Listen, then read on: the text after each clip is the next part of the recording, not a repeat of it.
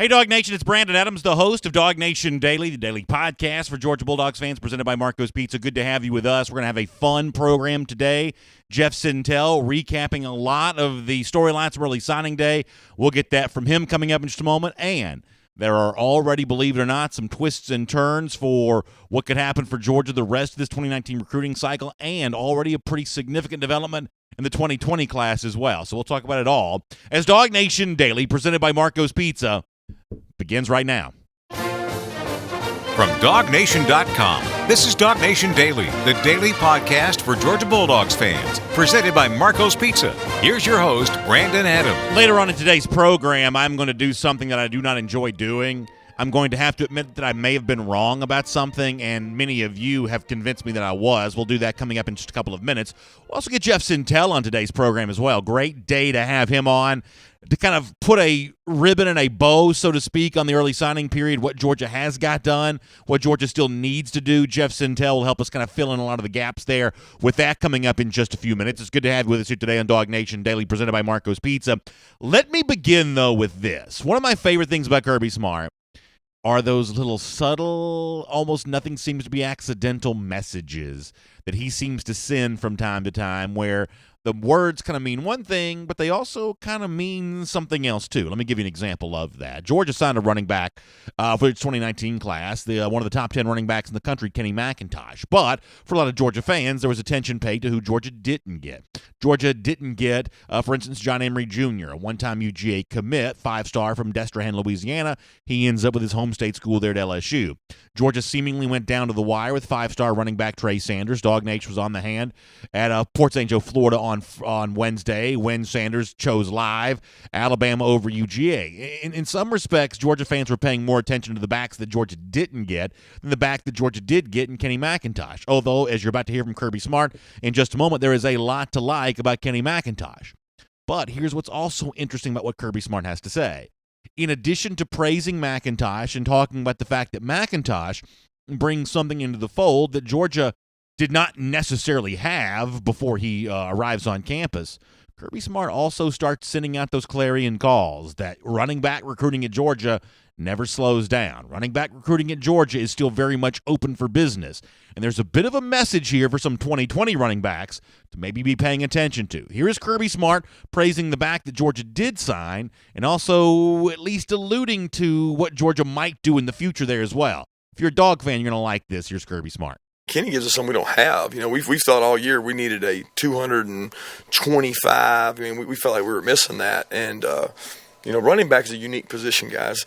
Look at what DeAndre Swift did as a freshman. Look at what Nick Chubb did as a freshman. Look at what Sony and Gurley, all these guys.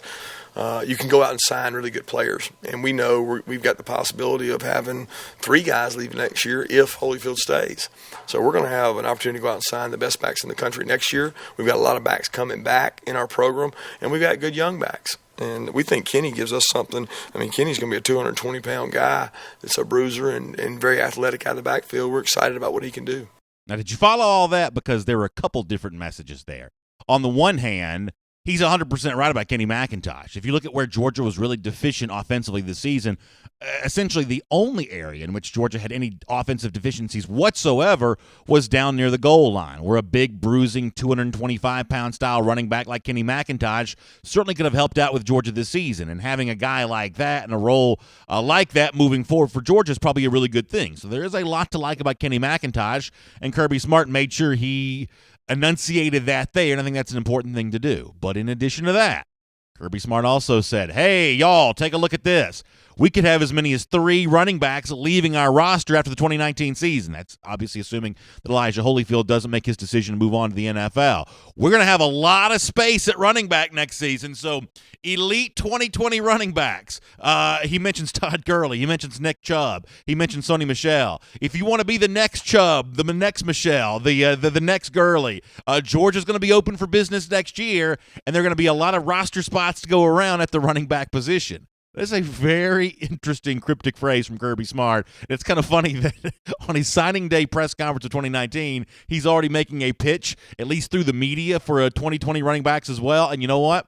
some elite running backs may have noticed this. I think if you're going to make a list of those 2020 prospects to be paying the most attention to for the future, I think you'd be hard-pressed to find any two running backs better than Zachary Evans from out of Texas and Kendall Milton out of California for the 2020 recruiting cycle. These are the big names to know. These are the names that are going to be lighting up message boards, including our forum at forum.DawgNation.com for really the next year. And you know what? Milton and Evans have apparently noticed a little bit about, and by the way, you see Kendall Milton on your screen right now if you're watching on video, but Milton and Evans have already noticed a little bit about what's going on at Georgia. Let me show you what I found to be some very interesting Twitter activity.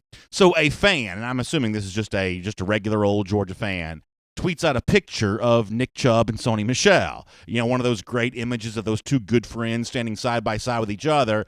And he tags both Evans and Milton in it. And you know what? He got kind of an interesting response. The Twitter account is at Dawg331. I'm assuming this is just like a regular old Georgia fan here. Michel and Chubb, and then it's tagged to Kendall Milton and Zachary Evans. And there's the thinking emoji going next to that. Well, guess what? Kendall Milton retweets this picture of Chubb and Michel. This is just, I guess yesterday. Retweets the picture of Chubb and Michel with the double eyeball emojis, essentially saying, hey, look at that. I am noticing the chance to come and follow in the footsteps, maybe, of Nick Chubb and Sony Michel. But to truly be Chubb and Michel, you got to have more than just Kendall Milton. You got to have a partner there as well. You got to have a Robin to the Batman, or whatever duo you want to kind of bring to mind here. And that's where Zachary Evans comes into the fold. Evans tweets back at Kendall Milton saying, "Could have swore we talked about this." Apparently, two of the top running backs, probably the two top running backs for the 2020 recruiting cycle, apparently, according to the activity on Twitter here, have been having a conversation about the fact that, yeah, it would be kind of fun, maybe kind of interesting to follow in the footsteps of Nick Chubb and Sony Michel, and maybe for the 2020 class, be that great tandem of running backs, the way that Georgia seems to collect those over the years. And we also know, based on DawgNation's reporting, including our own Jeff Sintel, our DawgNation recruiting insider, that Kendall Milton's interest, the elite 2020 running back, Kendall Milton's interest in Georgia is not something that just popped up on social media this week. It's been there for a long time. Go back to a couple of months ago. Jeff had a chance to speak to Kendall Milton, and Milton made it very clear that, yes, he does have strong UGA interest, despite the fact that he lives all the way out. I believe it's near Fresno in California. He lives all the way out there in California. He's still got very strong interest in UGA. Here's Kendall Milton on that. I think Georgia has a major shot in being able to get me to go to their program. I love the whole school. I love Coach Smart. I love Coach McGee. I love Coach Williams. They're all great people, great guys, great coaches. And, I can see myself playing at the next level. They produce lots of running backs for the NFL, like they produced 2 last year. And it'd be great to be able to pick up where they left off and be able to get something going. So sometimes Twitter can be a false positive, and I'm not going to tell you that Milton's tweet means he's going to commit to Georgia, but when he gives you those double eyeball emojis about seeing Chubb and Michel and the picture of them, his own words also back up that, yes, in real life, not just on social media, he is eyeballing what Chubb and Michel have done at Georgia, and now what Chubb's doing for the Cleveland Browns and what Sony Michel has done in a little bit of an injury-marred rookie season there with the Patriots. Certainly Kendall Milton is noticing all of that. And he mentions a couple of the key names here when it comes to this kind of stuff, and obviously, as Georgia fans know, whether it be winning with Kenny McIntosh a couple of days ago or winning in the future, there's no one that weighs heavier on these kinds of things than Georgia running backs coach Dell McGee, and obviously, Milton, as you might imagine, already has a great relationship with McGee. Here is what Kendall said about Dell. Talking to Coach McGee, it doesn't feel like you're just talking to a coach. It feels like you're talking to a friend or somebody that you can actually open up to, talk to. He has kind of like a housewarming feel when you talk to him, so that's one thing that separates him from all the other coaches. So already seeing, and this is a couple of months ago, by the way, to Jeff Sintel at DawgNation, already seeing a little bit of separation in terms of the way that Dell McGee can establish those relationships, and Dell McGee can kind of carve out a recruiting niche compared to the other recruiters who are already reaching out to Kendall Milton. And it's not just McGee that Milton feels that way about. He also had some complimentary things to say about Kirby Smart as well. Just seeing his history, seeing his past, he seems like a great guy. It seems like with his coaching record, he seems like he knows what he's doing. He has a strong reputation for winning, getting his team to those big games, and everybody wants to be able to get to the national championship, and I feel like he's a coach that can bring his team to that, so that's a big thing. So let me be very clear about this. I like Kenny McIntosh, the running back that Georgia signed for its 2019 class, but I believe that Georgia wanted another back in addition to McIntosh, and I believe it wanted a truly elite five-star, something in the neighborhood of a John Emery Jr. or Trey Sanders. Admittedly, Georgia did not get that for this cycle, but I think while that puts additional pressure on Georgia to do that in 2020, I think it also opens up a possibility that it's more likely that Georgia lands as an Evans or a Milton, or as they seem to be saying on Twitter, maybe the possibility of both. This is one of those stories that's going to be really fun to watch here coming up very soon. Let me transition here, kind of shifting gears without a clutch, and talk about a different position, but also some interesting social media activity over the last 24 hours. Five-star defensive lineman Aubrey Solomon, who we talked about on yesterday's show, and a little bit here and there, I guess probably some other times this week, and a bunch a couple of years ago. Solomon, as you know, is deciding that he wants to transfer from Michigan, much the same way Georgia quarterback Justin Fields is in the so-called transfer portal. That's where Aubrey Solomon is right now as well. And Solomon may actually be working his way out of the transfer portal sooner rather than later. You know, that's always a good news when you get into the portal that you actually get back out of the portal. Maybe Solomon's got a chance to do that, because on his Instagram story here in the last day or so, he has also teased at the possibility of an announcement. I think we got the image here. I want to put it on the screen of Aubrey Solomon on Instagram saying it's about that time. Now, obviously, we don't know. There's no deadline for an announcement there on that from Aubrey Solomon. But he does tease this within the last day that he is about to make some kind of announcement. So when it comes to the five-star defensive lineman, Aubrey Solomon, a guy that I believe that Georgia does very much want, and the reason why I believe that is because I know how hard Georgia recruited him going back to the 2017 recruiting cycle. We gave you some examples yesterday of recruiting experts that think that Solomon is a truly elite defensive lineman. Kirby Smart said on Wednesday as well, in another one of those kind of cryptic-style messages of, boy, we really got to have defensive linemen in this program. That's a priority for us in this class. I sort of think that may have been a wink-nod gesture towards Solomon's direction as well. When Jeff Sintel joins us in a couple of moments, we'll find out Jeff's perspective on what Georgia may be doing to land Solomon and how likely that message is to kind of land with a a positive reception from Solomon on that. The overall bottom line of the entire discussion, though, if you want to kind of sum all this up, not only does recruiting not end even after the early signing day on Wednesday, it really doesn't even slow down. Georgia's got some major spots to still fill with its 2019 class from the high school ranks. Could be looking to take a transfer as well. And Kirby Smart, I believe, is already planting those seeds with the five-star variety of prospects for 2020 as well. That's one of the reasons why Dog fans love this program. I mean, the University of Georgia program, and hopefully DawgNation Daily as well, as we try to cover all of this, because it sounds like when it comes to UJ recruiting, the fun is only just beginning. All right, my name is Brandon Adams, and this is DawgNation Daily, the daily podcast for Georgia Bulldogs fans, presented by Marco's Pizza. Hello to you. Thank you for being with us. Live on video today, 10 a.m., DawgNation Facebook, YouTube, and Twitter. We are not on the radio today. We are exempted and preempted, I guess is the right word, preempted by Joni Taylor's Lady Dogs basketball team. So good luck to the Lady Dogs. We'll look forward to being back on the radio again next week on 960 The Rep. We are available in podcast form, including the world-famous DawgNation.com. And I know some of you were saying, well, where was the show on Dog Nation? We'll get make sure the podcast is posted there at the world-famous DawgNation.com so you can get the week's worth of shows there. That is coming up. Check that out at the world-famous DawgNation.com. We really appreciate you being with us. By the way, coming up in just a moment as well, we're going to have an update on our schedule for for next week here too. Coming up in just a moment, we will do all of that. If you're watching on video, we are coming up on Jeff Sintel here as well.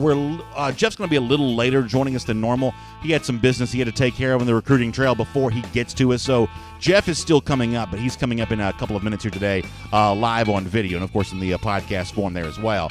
There is some business to take care of before we get to that, and before I tell you about that, let me also remind you that Primo is always on the menu at Marco's Pizza. As you know, Marco's Pizza brings DawgNation Daily to you each and every day. It's dough made fresh. It's a sauce from the original Gianmarco family recipe, and it's 3 signature cheeses blended together on top of every pizza. You can check yours out and order yours today by going to marcos.com. So say hello, Primo, to that this weekend, and I know that you'll be glad that you did. So off the top of the program, one of the things that I said is that I do not enjoy having to say that I was wrong, especially when I feel like other people are the ones that have had to convince me on that.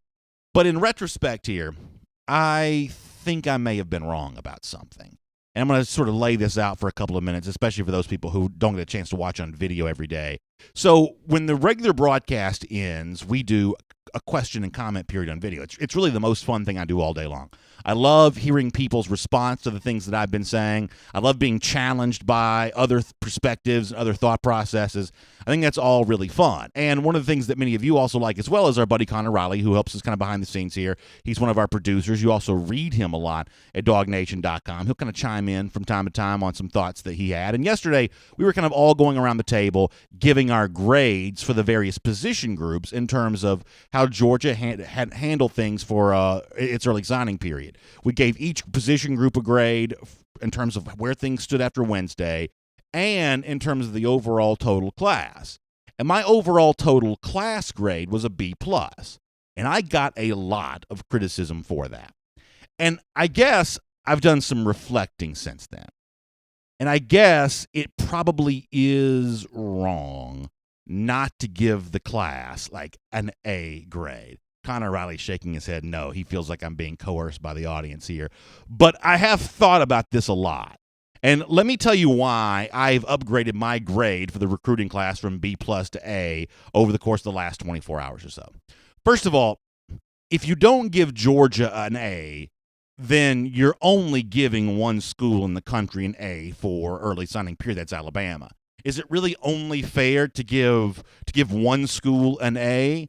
And ultimately, the way that I judge the recruiting class, and they're all laughing at me over there, but all of our producer friends, the way that I judge the recruiting class is, does it give Georgia a chance to beat the team it needs to beat, Alabama? Because if you beat Alabama, you're the best. You're the best team in the country.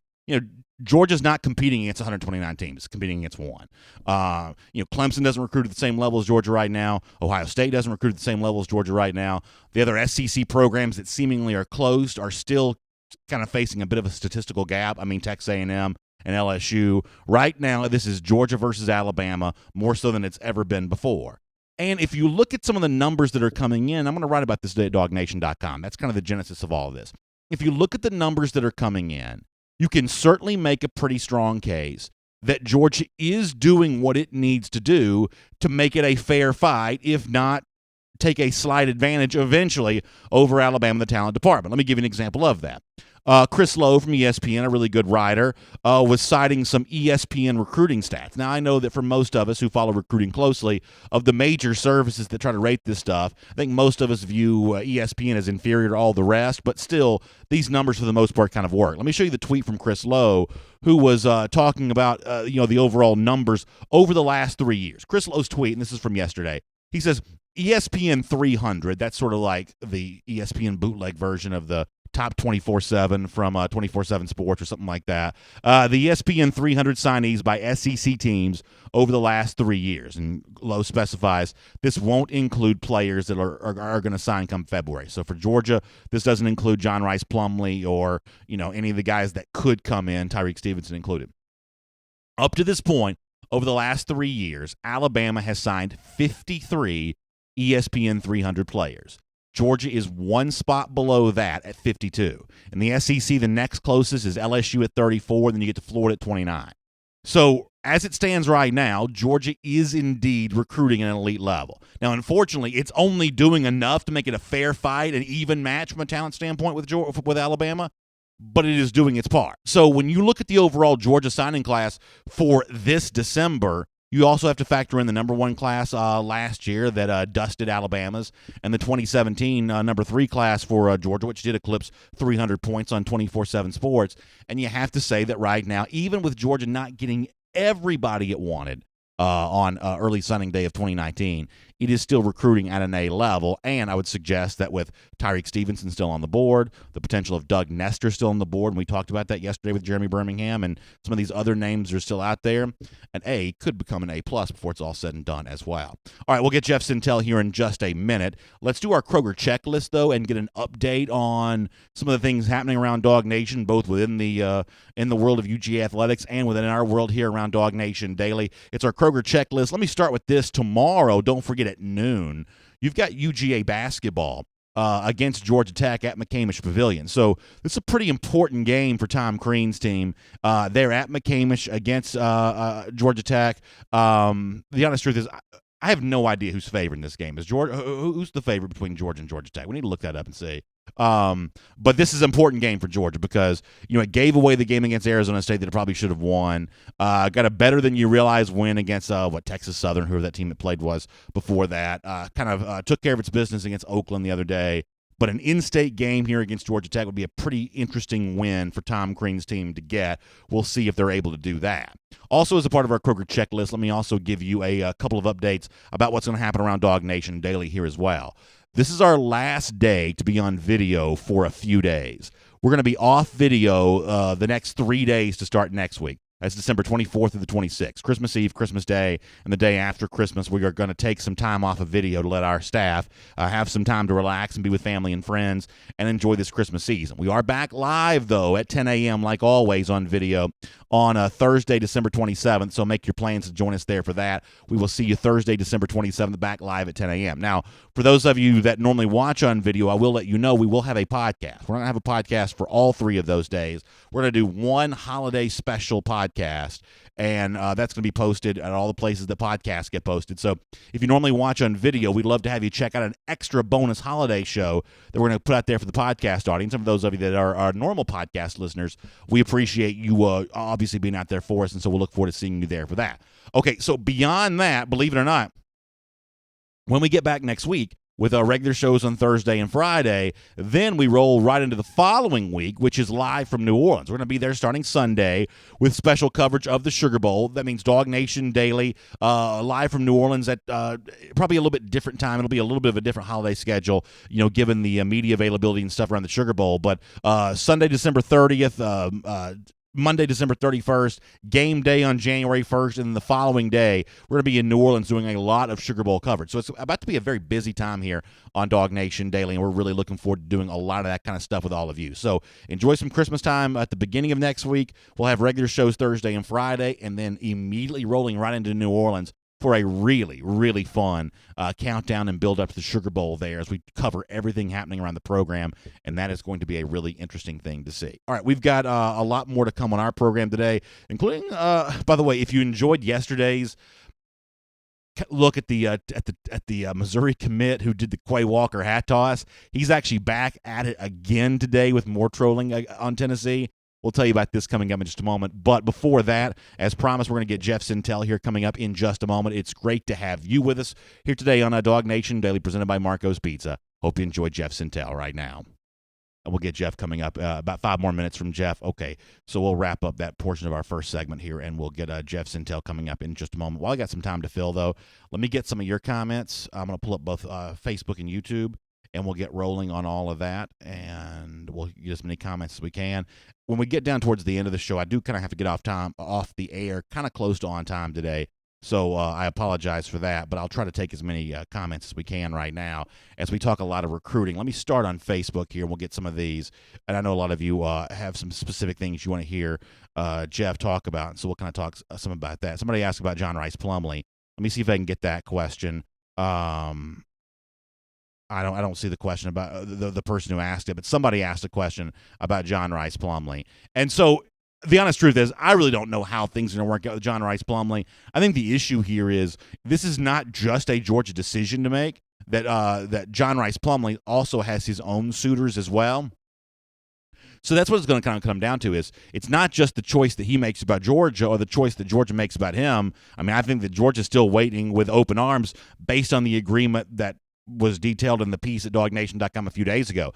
I don't think anything about that has changed, at least to my knowledge, but you're going to have some other programs, including probably Ole Miss, who are recruiting him pretty hard. I mean, I think the reason why his name even comes up is because many of you are aware John Rice Plumlee had a really good senior season. Really good, interesting highlights. The overall stats were pretty good. The team had great success. So with a lot less prospects on the board, I mean, I want to say something like 75% of the top 200 or 300 prospects in the country have kind of already signed.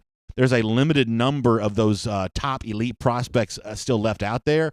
So John Rice Plumlee is going to get a lot of extra attention, at least from Ole Miss, and there could be another program that kind of slides in there as well. So we shall see where that goes. Eric Zeldin says Merry Christmas. I really, really appreciate that. By the way, on video, you do see some of the John Rice Plumlee highlights right there. It's a good athlete now. And make sure you check out DN90 later on today. We're going to show you that really cool video of John playing the piano, the Billy Joe Piano Man song. I told you yesterday in the video portion of our show, I'm so jealous of John Rice Plumlee, I can't stand it. He's a really good football player. He's a really good baseball player. He's great on the piano as well. That's a lot of talent for one guy to have. Sonia Prescott says she's glad that Jeff's coming up. Yeah, me too. This is a good day to have Jeff on the program. Travis Burnett Sr. says, no fishing for Fromm this offseason. I will say that I'm really excited about Dwan Mathis and the mailman's return and everything else, maybe John Rice Plumlee as well, but I do find myself kind of wanting to wrap Jake Fromm in some packing peanuts or some bubble wrap this offseason. No fishing, no water skiing, all that kind of stuff. I'm going to have to ask him to stay in his room, play some video games, at least for one offseason. R. Lee Gornella says, between early signing day and Christmas, I'm getting squat done at work this week. R. Lee, I know how you feel on that. Paul Baker wishing those Georgia coaches and players a Merry Christmas, Paul. That's well said there as well. Miriam Martin Corbin coming in with her Christmas wishes also.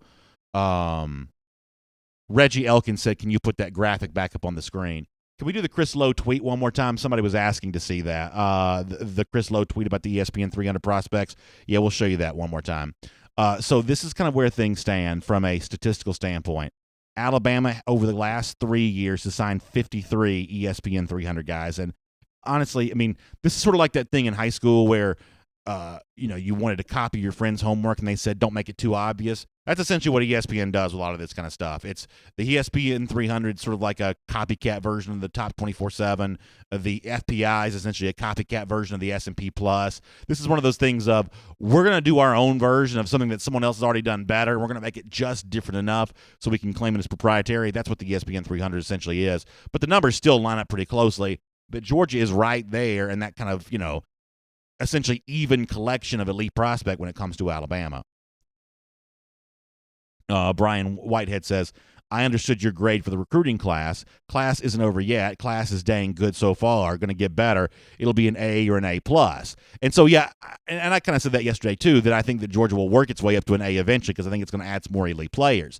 But I guess my point in saying what I said on the show a moment ago is that I wanted to give some credit for what Georgia has done. Because given the gap that Alabama had created with virtually everyone in college football, to think that anyone right now is recruiting on par with them is a major accomplishment, especially when it's the same geographic area where, these programs are having to go head-to-head for as many guys they're going to. And, listen, I do think that that getting Trey Sanders for Georgia would have been great. I think if Georgia could have gotten Evan Neal on Wednesday, that would have been great. I think all of that's great. But when you look at the overall totality, and you have to think about this year in connection with last year. This year, it looks like Alabama's going to get itself a couple more head-to-head wins. Last year, though, it was Georgia that got the extra head-to-head wins. Last year, Alabama had to sign a small class. This year, it gets to sign more players. But over the course of 2 recruiting cycles, you'd be hard-pressed to find a lot of evidence that Alabama is out-recruiting Georgia right now. Now, it'd be nice to say that Georgia's cleanly and clearly out-recruiting Alabama. That obviously makes winning in December a little easier. I mean, first Saturday in December. But, you got to take what you got. And right now, that's what it is. Santiago Diarn, by the way, says that Trayvon Walker is the next Charles Barkley. I tweeted this out from my Twitter account, at DawgNation Daily on Twitter. We've shown you video on this show before of Trayvon Walker playing basketball. Upson Lee is a power in the state of Georgia right now. They've had a great run in basketball. They've been state champions, undefeated. They've had a great run. I did not realize that, and according to a tweet that I retweeted, Walker has actually eclipsed 1,000 points and 1,000 rebounds for his high school career there at Upson Lee. And the region schedule, it's just starting. So you got a region schedule to come. You got the entire, playoff stretch to come. How about Trayvon Walker going 1,000 points and rebounds for a guy which basketball is like his second sport. He's also a pretty accomplished athlete in the track and field world too. He's a thrower of some kind, but a discus hammer. I'm not even sure what it is that he throws, but he does some track and field stuff too. But for a football player to go 1,000 points, 1,000 rebounds for a really good state championship level team in Georgia, that is a heck of an accomplishment. And I love defensive linemen who can play basketball. I just love that athleticism. I love that ability to get your feet up off the ground. The stuff that works in that regard, I think, works in football too, because you want that athletic. He's not going to be your Zion Logue, Jordan Davis nose guard. He's going to be a little bit more like a Jonathan Ledbetter, something like that, a guy that can move around a little bit. But can you imagine, though, when you're looking to get that extra pass rush, you take a guy like that sometimes lines up outside, you line him up inside to get that quickness coming from up the middle. There's a lot of stuff that Georgia can be able to do with Trayvon Walker. We don't talk enough about him. We don't. When you think about a Georgia defense, was already pretty good. It was, and by pretty good, I mean very good. But it was already pretty good to very good. You had the nation's number one player in Nolan Smith, a 5-star athletic specimen like Trayvon Walker, top JUCO prospect in Jermaine Johnson, 5-star linebacker Nakobe Dean. You throw all of that into what Georgia already has defensively, boy, that's really something. That is really something. Let me go get some YouTube comments. I apologize for not being on YouTube. And we'll have Jeff here in just a minute. Jeff is communicating with us. He's had a couple things going on. So we're going to grab him in just a second. But while we're doing that, we'll take some comments. And as I said before, when we get done with the regular broadcast, I do have to get off the air something close to on time today, so I apologize for that, but we'll take as many comments as we can over here. William Lee also reminding us some of those guys that Georgia already has. Those rising sophomores, those second-year players, you see a big-time light come on for them normally as well. Brenton Cox and Adam Anderson, examples of that from William. I think you're right about that. I definitely think that. Justin Dinkin says, if Stevenson comes to us, Elam will probably flip and come to Georgia, but if Stevenson commits to the G, he's a Gator. I have heard that out there, and I've heard that from a lot of you, that the conventional wisdom is that Georgia can get one or the other, but maybe not be able to get both. Here's what I think is actually a good piece of news. And, we'll have to ask Jeff over the course of the next couple of weeks in terms of, how Georgia's going to manage those numbers, and is Georgia really going to make it strong push to get both these guys? Obviously, I would hope they're able to do that, because I do think that Georgia needs that stockpile elite collection of defensive backs. What I want to see the defensive back thing for Georgia become is what linebackers become. This is the way that life's supposed to work. You're supposed to get a Butkus Award winner and then put stacks on stacks for the next 2 years at the linebacker position. That's exactly what Georgia's done. Roquan wins the Butkus. He's making $1 gazillion for the Chicago Bears. And Quay Walker and Channing Tindall and Nakobe Dean and Tresman Marshall and Ryan Davis are all following in his footsteps. That's how the industry's supposed to work. It's supposed to be that easy. And now you get a chance to do the same thing at the defensive back position. DeAndre Baker wins the Thorpe, and it's supposed to be, Tyreek Stevenson falls in line and Kaiir Elam falls in line, and then 2020 guy comes on, and then you just kind of keep it rolling. That's how the brand is supposed to grow and build.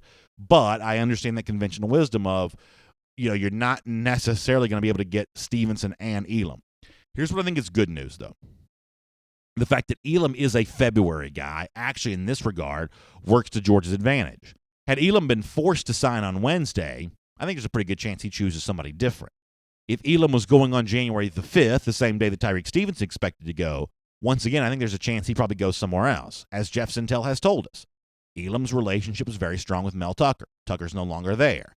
But Georgia's going to make a good defensive coordinator hire at some point in time, and it could be someone that's got a strong relationship with the defensive backs. My guess is if they go outside the program, that's exactly what the profile will be. And you know who those names are. We've hinted at them here, and there's obviously a couple names on that wish list that Georgia fans really, really want. I get all of that. So it's a long time between now and February in terms of winning with Kaiir Elam. And my confidence is higher on Tyreek Stevenson than it's ever been. I don't think he wanted to do that from his high school on Wednesday. I think that would have been kind of a tough thing to do. But I think it works out great on TV on January the 5th for Stevenson to do what he does, especially if we're going to assume that Hazelwood's now looking elsewhere, letting Tyreek Stevenson dominate that news cycle around here. I think it's going to be a very, very good stuff. Mo Morris on YouTube also reminding us about DJ Daniels. That he's going to step right in and crush it. And I think that phrasing of he's going to step right in, when it comes to DJ Daniel, I think that really is important. That Georgia would not typically take a junior college defensive back. No disrespect to Daniel, that being his status, but that's not typically the profile that Georgia goes after. They went after Daniel because they know he can play, and because given how important DeAndre Baker was to this year's team, a player that's a little bit more developed is crucial. I mean, people have actually done some research on this, and y'all know I'm not very good at math. I'm not exactly an academician when it comes to stuff like this, but people who are smarter than me have done the research. That for the most part in college football, experience is overrated. That for virtually every position, an inexperienced player can dominate if he's talented enough. The one position group where experience seems to matter more so than anything else is the defensive secondary. There's a strong correlation between good secondaries and highly recruited players who've also got experience. So next year, Georgia's going to have a couple of those boxes checked, but not necessarily all of them. It's not going to be a super experienced secondary. You're going to have, some guys who played a little, playing a lot more, and possibly a guy like Stevenson who hasn't played at all, doing a little bit of like what Tyson Campbell did for Georgia this past season. That means a more mature body like DJ Daniel becomes all the more important. Our buddy Connor Riley weighs in. Well, you say you're not a math guy. Yeah. I'll be the math guy for DawgNation Thank Daily. you. Here. I appreciate that. Earlier, one of our commenters brought up comparing Georgia and Alabama's last two classes, and some an interesting point. So I did some number crunching. As of right now, both classes have the same amount of commitments/signees from 2018 and 2019 with Georgia and Alabama. They both have 48. Georgia's points rating, basically how good those players are, is 621. Alabama's is 602. There you go. So while, yes, I have said, and I am sticking with my guns, that this class is a B+ because of how Georgia compares to Alabama, if you look the last two classes, Georgia is still doing a better job than Alabama. Yeah, I mean, and that's what really matters to me. And y'all kind of scoffed at me when I said this earlier, but another reason why I regretted giving Georgia a B+ when we spoke about this on video yesterday is, so if you're saying that the only grade available is a B+, at that point in time, you're probably just grading too hard, right? Oh, I disagree. I think there's only one team that should get an A, and it's Alabama. They're the best team. They're the best team in the country. So you're telling me when you're sitting in UGA classes, if your professor had stood up there and said there's only one person getting an A in this class, you would have been happy about that? I would have been the one person trying to get the A. Oh, good Lord. Good Lord. By the way, Alex Howard asked an interesting question in the YouTube comment section. Is there any concern about the linebacker injuries? In the case of Ryan Davis, we've known he's been dealing with his injury for a while, and he's got a decent amount of time to recover from that. The Tresman Marshall thing completely caught me off guard. And Connor, before you put your headset down, I'll bring you back on this because you actually brought this up off the air.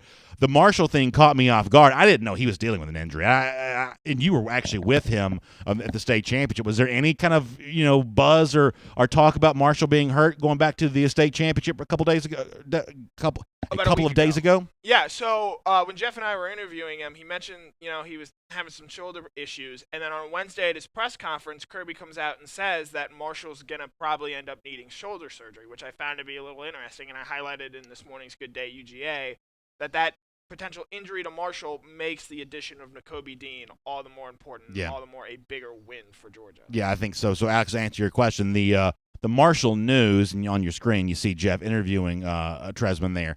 The Marshall News, in terms of him dealing with that shoulder surgery, kind of catches me off guard a little bit. But given the overall depth of Georgia linebacker position, there's probably only room for one of those freshmen to make a real significant impact this fall anyway, and I'm guessing that Dean's the most likely to do that. Now, that's no disrespect to Davis or Marshall, because I think both of them really pop when they're on with their game film, their highlights. But Nakobe Dean's obviously something special, and so if a freshman works his way in on that linebacker core this season, it's likely to be Nakobe Dean on that more so than anybody else. This is not like last year where there was a lot of room for linebackers at Georgia. That's a deeper position than it was before, and that's just going to be a little bit of a tougher group to crack into. All right, we got Jeff ready to go, so we're going to get back into kind of our regular broadcast form here, and we'll take some more comments as we have them available. We're kind of loose today a little bit, so we're really glad you're with us as DawgNation Daily rolls on right now.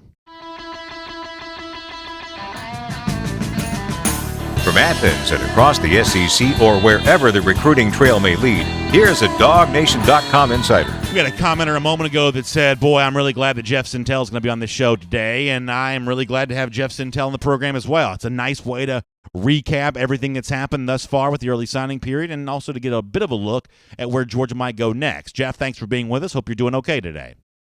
Hey, guys, hey, happy holidays, everybody. And Brandon, I'm sorry I made you go to an audible, sir, but it sounds like you're handling it like managers or. Yeah, we are. Everything is rolling on. We're doing great and having a great time about that. And I kind of want to get some recap from you, if you don't mind, before we kind of get into some of the other names for the recruiting cycle here. And that is, you spent some time with Nakobe Dean on Wednesday. We all watched your video. I thought that was a really fascinating look at Dean on the day that he makes his Georgia choice. He was going to have to spend, some time with you on video for a very wide-ranging conversation. But in a situation like that, there's always kind of a behind-the-scenes story as well. What was going on there at Horn Lake High School? What the mood of the family was like.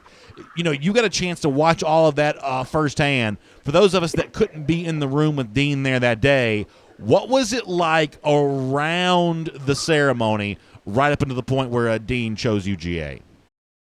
Well, yeah, it was very contested recruitment, let's say.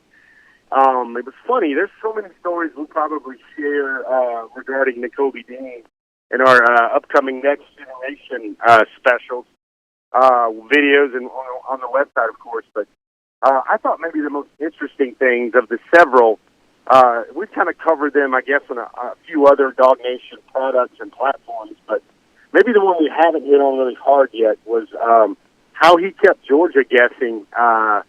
And he didn't even, really saw him with his phone.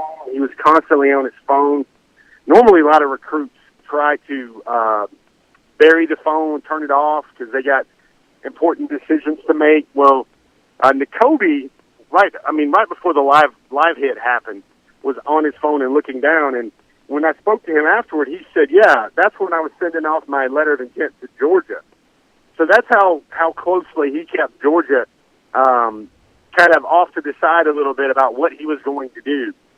There was always late rumblings there for, is it going to be Ole Miss? Did Ole Miss creep into the picture? What about Alabama? It's very telling for me, and this is what the family had always told me, that if Georgia and Alabama are even, are close, why drive another 4 hours to get to Athens? And the young man, I think, answered it in the right way. And, let's not talk about him on the field yet with the linebacker who used to wear number 3. But what I can do is kind of compare his acumen and the way he operates. And he basically chopped it up like this, Brandon, as he said, all right, man, what's the purpose to go to college? The real purpose. Get an education, right? And then he's like, what school offers the best education with the best students, with the best overall degree for me? He's like, that's Georgia. That's basically why I chose Georgia. Really interesting stuff there. And you mentioned both Alabama and Ole Miss, and I love Georgia versus Alabama head-to-head battles, especially when they go the way of UGA. But isn't it probably fair to say that in this instance it was actually probably Ole Miss that took the silver and Alabama had to settle for bronze?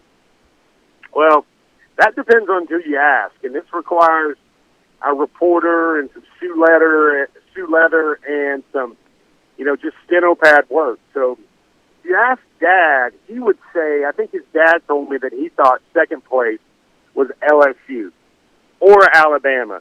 You ask Mom feels that second place was Alabama. When I asked Nakobe said it was so close for number 1 and number 2 that he said he really couldn't decide who was number 2. But my read on that situation is that's just a gentleman's way of answering that question, not to ostracize or not to have any of those runner-up schools feel like they were slighted in any way. I just am basing this partially on some of the interview content you were able to bring to us at DawgNation, where there was a lot of emotion in his voice about Ole Miss. At one point in time, I believe he even told you that he's going to represent the state of Mississippi at UGA. This is a guy that seemed to have a pretty strong gravitational pull to his own state there. Now, I take the dad seriously about LSU and everything else as well, but from Nakobe's own words and the video that you were able to be a part of capturing, it certainly seemed like he had some emotional ties to Ole Miss, which makes Georgia's recruiting win here all the more impressive in my mind. Yeah, and I think some people try to upgrade information they have to make their news and their coverage sound more important. The 3 things that I think were fundamental to this decision for Nakobe Dean was also strength staff, Sinclair was a hero for the Bulldogs in this recruitment. The mother, Niketa Dean, felt she vibed along with Scott Sinclair as well as any strength coach out there. Jonas Jennings, we've said that name before. We're going to say it 1,000 more times. Jonas Jennings and Fernando Velasco, two former Dogs that are now on the player development side of things for the Bulldogs. That guy, it just loomed so large. There were times Niketa Dean told me, she said, I just want you to go ahead and take him now. Go ahead and take him now. You can have him. You can finish raising him. The little things, some schools would say our player development guys got your son. We'll take care of him. We'll keep him out of trouble. Everybody should do that. What impressed Niketa Dean, his mother, was that Jonas Jennings and his staff would do little things like track their spending. Not just keep them out of trouble, but keep them doing the right thing. And if those guys notice some crazy purchases or a kid wearing 3 different pair of shoes in a week, he'd be like, let me see that account. What are you doing with your money? You've got to establish good credit. You've got to be on your feet. You've got to be an adult. This is the time when you start making adult decisions. And those are things there where Georgia just separated itself along with the relentless recruitment from Dan Lanning. I even wrote in Nakobe Dean's commitment story how Kirby, on his in-home visit, Nakobe Dean's the type of guy that will take a phone call and he'll say, I got to study. I'm sorry, I can't talk. And he would say that to Gus Malzahn, Nick Saban, Kirby Smart. So it's his in-home visit day, Brandon, and Kirby's kind of like, Coach Smart's like, hey, man, I got like 30 minutes. You got any time? And Nakobe was like, hey, man, I got to do this physics homework. So Coach Smart, maybe not at a 5-star level, tried to help Nakobe Dean with his physics, and it ends up where Nakobe Dean is actually going through a survey course of advanced placement physics for one Coach Kirby Smart. Boy, I tell you what, I'd pay $10 to watch Kirby Smart try to do some physics homework. That sounds pretty fascinating stuff right there. Let me do one more thing on Dean, and there's a lot of other stuff I need to ask you about. Kirby Smart, when he talked about Dean on Wednesday night, made a point to talk about it, and you referenced a lot of this there as well, as with what Mrs. Dean, Niketa Dean, likes about UGA.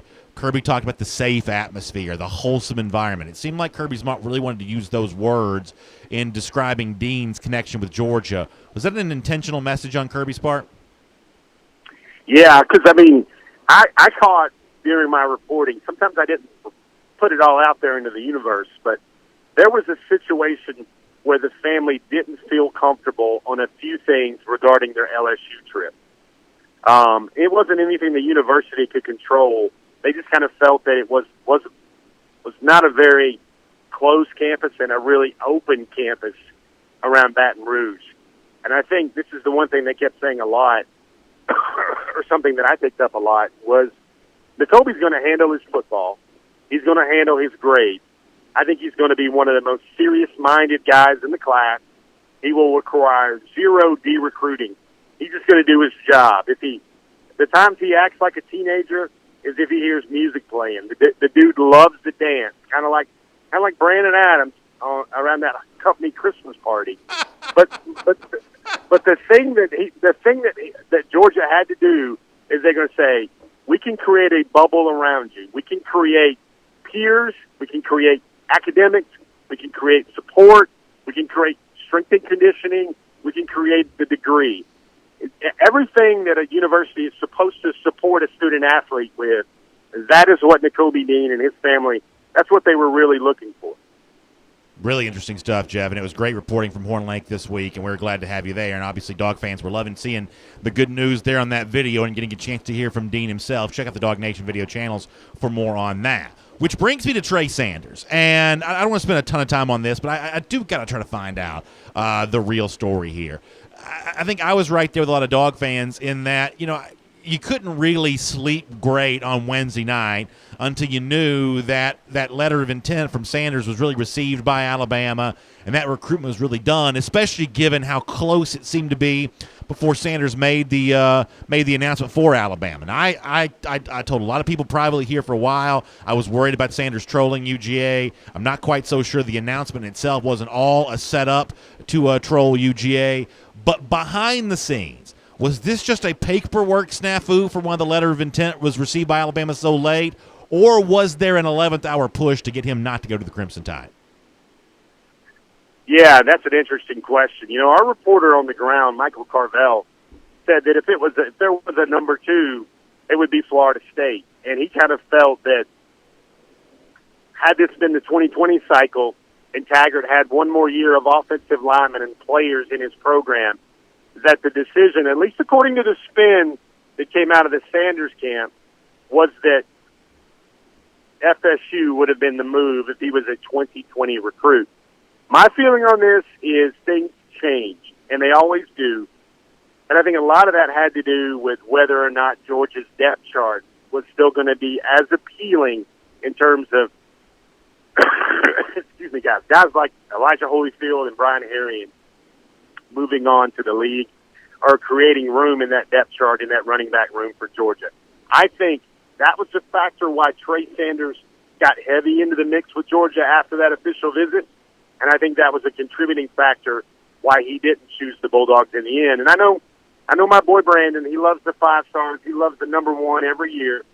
But I would say, and I'd love the audience to weigh in on this, would they rather have one more year of Elijah Holyfield, a proven back, or would they rather have the glue, the glamour of Trey Sanders coming around? And remember, somebody's got to find a way to get that beast, Zamir White, a lot of carries next year as well in that backfield. Yeah, I think that's really well said, Jeff. Obviously, Georgia fans love Elijah Holyfield, and if he does indeed come back, and if that did impact Trey Sanders' decision, then I think the Georgia fans will obviously fully embrace Holyfield there in that regard. And as we said off the top of the program, never too early to start thinking about Kendall Milton and Zachary Evans and everybody else either for the class of 2020.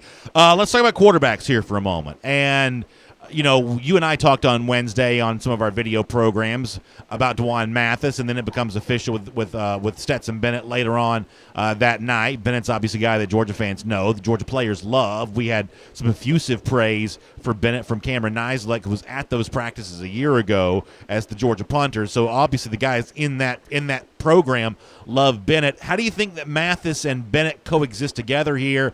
Mathis has told DawgNation that he wants to be a part of a team concept. He doesn't want to cause any trouble. It seems like there'll be some competition here to be the primary backup for Jake Fromm. There's also the, I guess, unresolved issue of John Rice Plumlee here. What do you make of the current state of UGA quarterbacks? And I guess you also have to factor in the somewhat remote possibility, and assuming that even still exists, that Justin Fields could still return. Yeah, that's still a variable that needs to be layered into the discussion. But I think right away, given his familiarity, given how well he knows the system, he knows Georgia, the adjustment period of college life in Athens will be 0 for Stetson Bennett. He knows what he can do. I think Stetson, to me, looks like the immediate backup for Jake Fromm. And really, I think this creates a clear level of appreciation for Jake Fromm within the fan base, within the program. There's no uncertainty about who's the guy, splitting reps, that sort of thing. I think Dwan Mathis has a chance not to be thrust into anything now, and Dwan Mathis can learn at his own pace. Big players, 6'6", lots of skills. The thing that doesn't get said enough in this discussion is Georgia. The thought of Georgia going into spring practice with just one scholarship quarterback, not even the depth situation, but how they could conduct an effective practice to run their twos, to work their twos on defense, to run their scouts with strictly walk-on or preferred walk-on personnel. Not the thing you want to do with a national championship contender. And I think the moves made by Kirby Smart here are risk management insurance in order to make sure the program in Georgia is kept in a well position, in a good practice, a good depth position, regardless of the X factor of Justin Fields. And with John Rice Plumlee, I think he's a great, popular player. I haven't found anything the young man doesn't do yet at a master level You should, I'm sure a lot of 17 and 18-year-old kids will sit there and say, sing, play the piano, hit the curveball, run a 4.5, score touchdowns. Probably is going to be a very popular guy should he get on campus in lots of facets and walks of life. I think the one thing for there, maybe it's a happy ending with Georgia and John Rice Plumlee, depending on how many late targets they can sign. But I think the main thing with Plumlee and Georgia and that relationship was he just couldn't enroll early, and that's what Georgia had to have in the class of 2019. That's really interesting, Jeff. I got a couple other things I want to ask you about. Let me first, before that, though, remind you, we told you this yesterday, really cool new novel by a UGA grad, Jeffrey Head. It's called Unholy Intentions, and you talk about a great way to sort of spend some time during the holiday season, curled up next to the fireplace with the Christmas lights on, little hot toddy sitting there next to you. Don't let me tell you how to take care of your business, but this would be a good time to do a good read. Unholy Intentions sounds like one. It's a novel based in Atlanta. It's about like terrorists and anti-terrorist forces trying to fight against the bad guys, all kind of with that Atlanta backdrop behind it. What a cool book, and it's even cooler that it's written by UGA grad Jeffrey Head. So you can find this on iBooks or Nook Book as a part of Barnes & Noble. It's called Unholy Intentions. It's a novel based in Atlanta with a lot of mystery and suspense and just a lot of fun and action as the good guys try to take down the terrorist bad guys. So check out Unholy Intentions. That's the name of the book, Unholy Intentions, either at iBooks, Nook Book, at Barnes & Noble. Support a UGA grad and read a really fun novel. I think that's a great way to spend the holiday season. All right, Jeff, this feels like old times, but I'm going to reboot a conversation that you and I had probably 200 times back in 2017. What's the latest on Aubrey Solomon? Just got back home on Wednesday, and this is going to be a different recruitment. I've been in contact with his mother, Sabrina Caldwell, and I let that intel leak a little bit on the DawgNation forum and our message board thread, our live message board thread.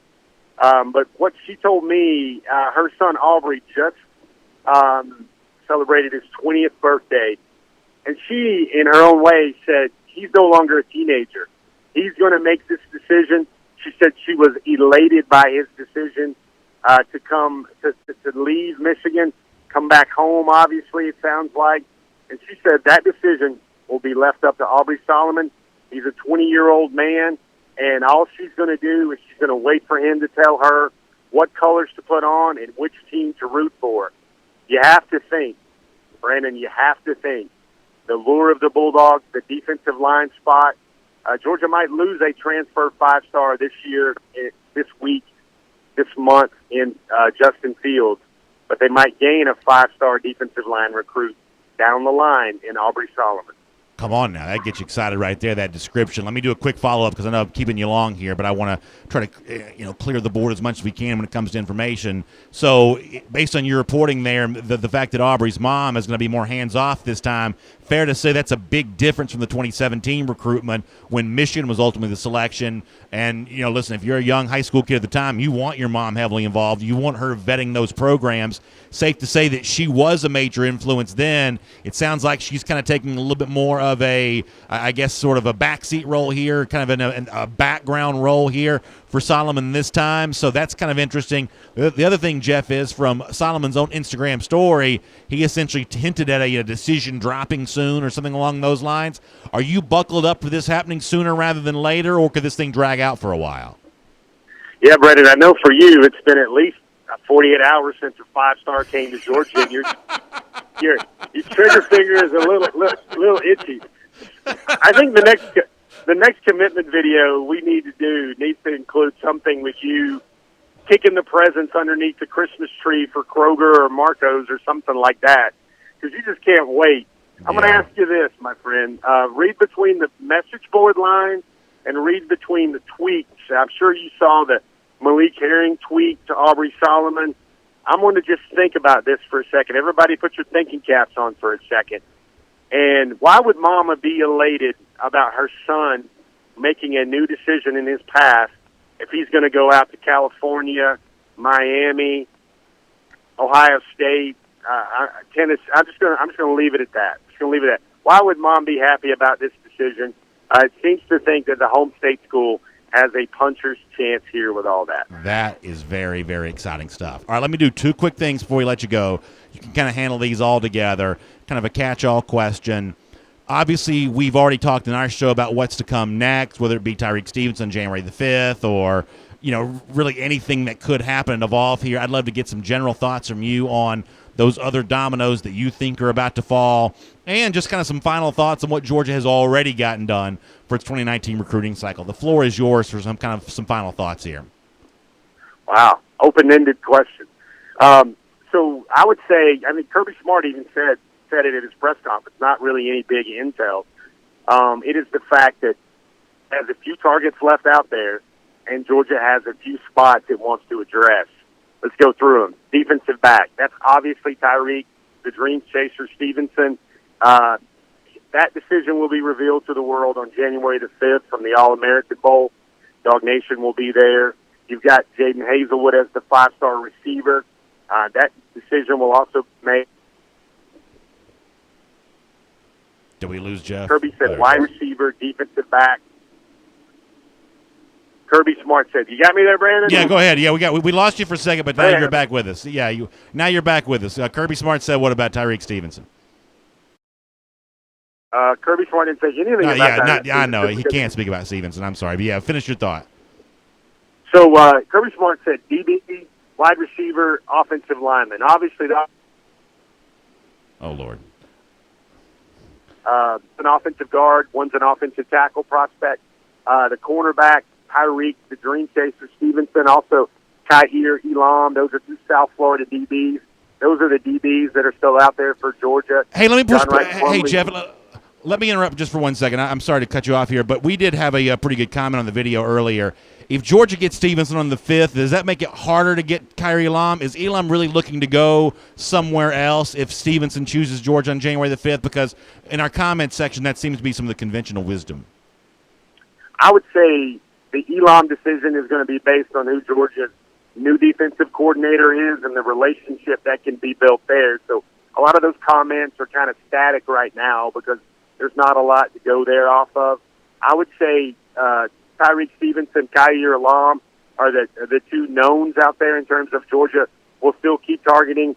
That will still be on the board until their decisions are made. We mentioned the offensive tackle, the offensive lineman.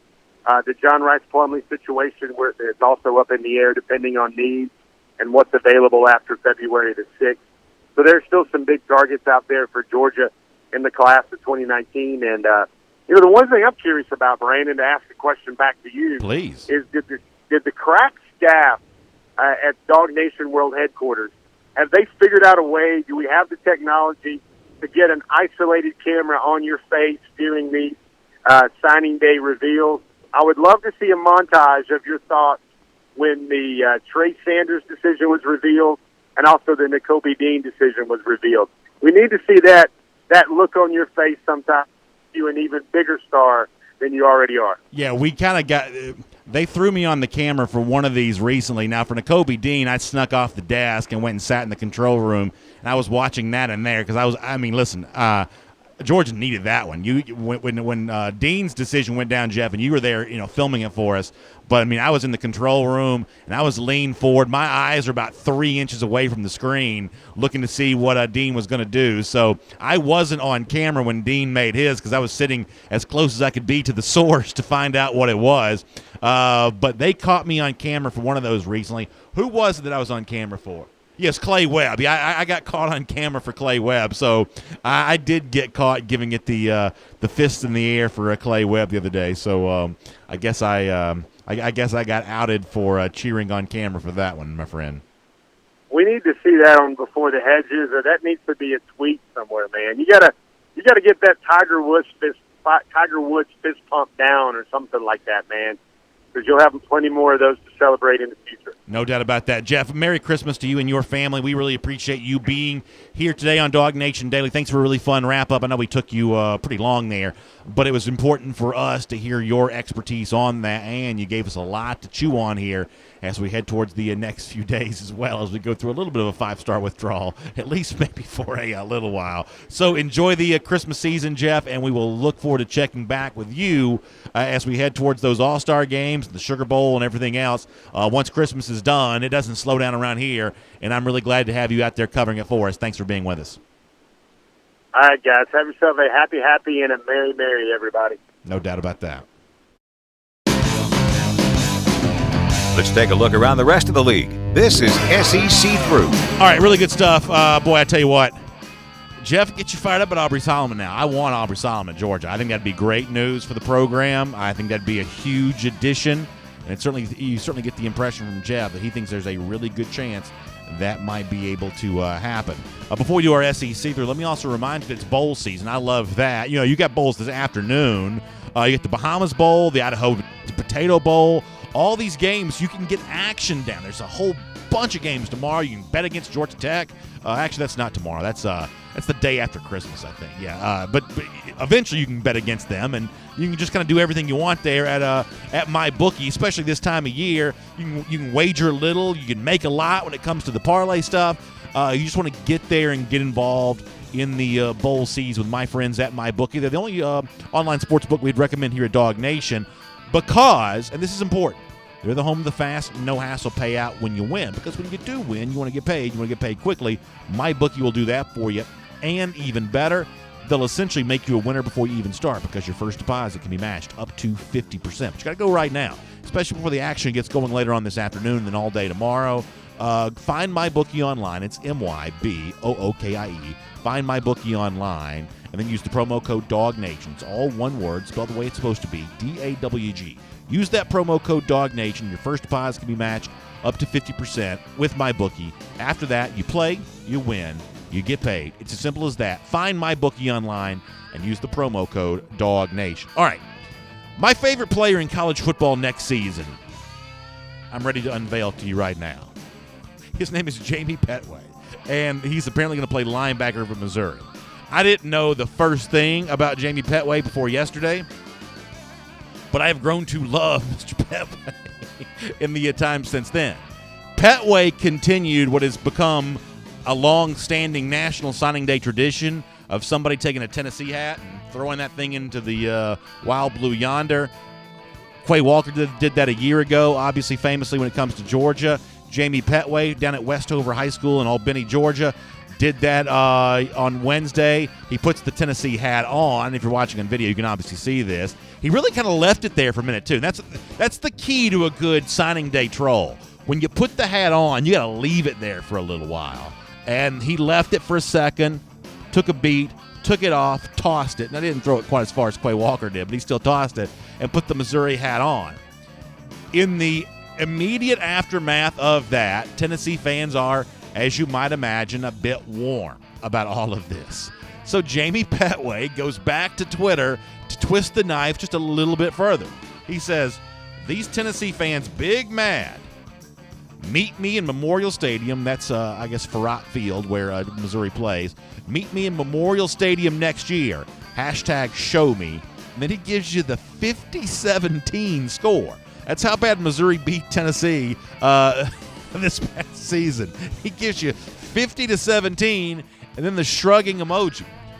I don't know what Tennessee did to Jamie Petway, but he has been dragging them for 2 days online. Listen, more power to you, young man. I don't know that I've ever really been all that into a Tennessee-Missouri game, but I believe next year's Tennessee-Missouri games will actually be pretty fun. So congratulations to you on that. I'm actually pretty impressed when it comes to that from Mr. Petway, who is really, really sticking the knife in Tennessee there. I saw where there's all kinds of reports out there now. I think 24/7 Sports is the one who breaks the story that Jaron Williams, now you'll remember Williams. The backstory here was Williams from Central Gwinnett High School, Lawrenceville, Georgia, Kentucky commit, decommitted from Kentucky. This is a guy that was probably not that highly rated of a prospect at one point in time, but played really well over the course of his senior season, got a lot of attention, including from major programs. Georgia recruited him pretty hard for a while before the Justin Fields stuff happened. Really, even I think Alabama kind of even got on that train for a bit as well. Ultimately, though, he ended up with Mark Richt at Miami, and like everybody else, either decommitted from Miami or was contemplating transferring out of the program. He has been going through practices down there for Miami. I guess they're getting ready to play in some bowl, but he has been going through some stuff down there at Miami. And I guess being around the program, it sounds like according to 24/7 Sports, Miami has convinced Williams not to leave the program. Had he gone on the open market, that would have been a pretty big deal. There were a lot of teams interested in him, and who knows, maybe he changes his mind again. But as it stands right now, looks like Jaron Williams is not going to transfer from the program. Mississippi State is losing Jeffrey Simmons. Jeffrey Simmons, the elite defensive lineman. I would imagine he'll be a very high NFL draft pick. The Mississippi State defense this year was really good, especially on the defensive line with Sweat and Simmons. Simmons is leaving. He's going on to the NFL draft, so you'll say farewell to him in the SEC West. Really, this was an interesting year in the SEC West in that virtually, I would say every SEC West team, with the exception of probably Arkansas and Ole Miss, they all had good defensive lines. Overall, I don't know that the West was quite as deep as the East, but one area in which the West was really good, everybody had a good defensive line. Ole Miss didn't. Half the time it looked like they were playing defense with 6 players. But the rest of the division, for the most part, had really good defensive lines, and Mississippi State was one of the better ones. Jeffrey Simmons, though, is leaving. He'll bring his career there in Starkville to an end. I also saw where I guess ESPN was doing its list of signing day winners and losers. Some of y'all sent this to me on Twitter. And I guess they call Florida one of the winners. I think it was Tommy Luganbill, who was the writer of the piece for ESPN on this. If this is what winning and recruiting for Florida has become, barely cracking the top 15, maybe even outside the top 15, they're like 15th, 16th, something in the country like that. Folks, the gap between Georgia and the rest of the SEC East right now is pretty spectacular. And we're going to do some more on this over the course of the next couple of days as well. So one of the things I've gotten a lot of criticism for over the last couple of years from some of y'all is some of y'all have said I've talked up Auburn too much, that I've been too quick to praise Auburn, saying too many nice things about Auburn. You don't like that. But the fact of the matter is, there were some things about the Auburn program that I was pretty impressed with as recently as last year. Remember, I picked Auburn to win the SEC West a year ago. I turned out to be right. Now, Alabama wins the national championship, but Auburn was a pretty good program and a pretty solid program in place a year ago. Not only is Florida kind of in a middling situation when it comes to recruiting, I think it's also interesting how Auburn's kind of gravitated down towards that kind of middling area here as well. Georgia's obviously fighting a big-time battle with Alabama, but don't lose sight of the fact that the gap between Georgia and a lot of its other recruiting rivals, including Florida, who we're discussing, and kind of Auburn here as well, that gap right now is growing in favor of UGA. It's quite a time to watch the talent collection that Georgia's putting together and the advantage it's giving over some of its biggest rivals. All right, y'all, so quick reminder, no video show for us for the next few days. We're back on video again on Thursday. So Merry Christmas to you. Enjoy some time on Monday, Tuesday, and Wednesday. And we'll have a podcast for you. I think we're going to post the podcast, a holiday-style podcast. It's not going to be a holiday theme. We're not going to sing Christmas carols. But we'll have something up for you on Christmas Eve. It'll kind of, tide you over a little bit in podcast form. We'll be back on video at 10 a.m. on Thursday, looking ahead to the Sugar Bowl and kind of getting ready for our trip to New Orleans there for that. So really appreciate that. We'll also have the podcast posted for you as well at the world-famous DawgNation.com. Let me also mention this about those lousy, stinking Gators. Love doing the Gator Hater Updater every day here on DawgNation Daily. I'm very proud today to tell you that it's been 783 days since Florida's beaten Georgia. I don't know about you, but that's a pretty nice Christmas gift for me, and I hope you feel the same way. Thanks for being with us. We'll see you next week right here on DawgNation Daily. And on video. We have got to get ready to go. I apologize for being not able to take a lot of comments here now. We got some business to take care of. I love Ken Feinberg's comment. We're coming up on the DawgNation Daily dead period. Yeah, that's a pretty funny line from Ken. Thinking about obviously the recruiting language there. I did want to say one thing. I'm gonna say this to the podcast audience when I do the holiday show, but I wanted to say this to all of you. We're kind of coming up on the end of a calendar year here. Now, we've got some more 18 shows to do. We got a lot to do before the Sugar Bowl, but I know for many of you, you kind of turn the page here when it comes to Christmas.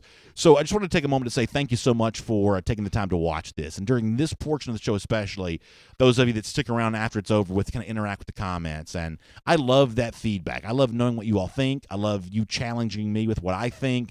I just really enjoy that part of this. And on days like next week, on Monday and Tuesday and Wednesday, when we won't be doing the show on video, I'll miss it. I do miss that interaction. You know, we started this program as a podcast. That was really fun to do for a long time. And I never imagined that the technology would one day enable us on Twitter and YouTube and Facebook and all these various platforms to be able to talk live in the moment and get that interaction. But it's an incredible thing to be a part of, and you guys make it all very fun. So whatever you do to celebrate, whether you don't celebrate at all or celebrate Christmas or Hanukkah or something else, just wanted to say I hope you enjoy it. I hope it's filled with family and friends, and I just hope you're gathered in and able to just really reflect on just how cool it all is that we live in a country where we can just sit around and talk football, and, you know, we are truly, truly blessed. I know that's an overused phrase this time of year, and sometimes maybe it, you know, veers in the direction of being trite and, you know, kind of put on and not meant, but I am overwhelmed by that. I'm just really, really thankful for the opportunity that we all have, and I know that it would not be possible if you all weren't as generous with your time as you are. So happy holidays from me. Merry Christmas. Let's look forward to a really fun start to 2019 in New Orleans there for the Sugar Bowl, and really, really appreciate you being here on DawgNation Daily. So I'll see you back on video on Thursday. We'll have a podcast this week. I'm going to write something for DawgNation.com. So there'll still be some opportunities to interact around DawgNation, but in terms of this spot on video, we'll see you again on Thursday. And in between now and then, I just hope you have a terrific, terrific celebration, and we'll look forward to talking to you next week.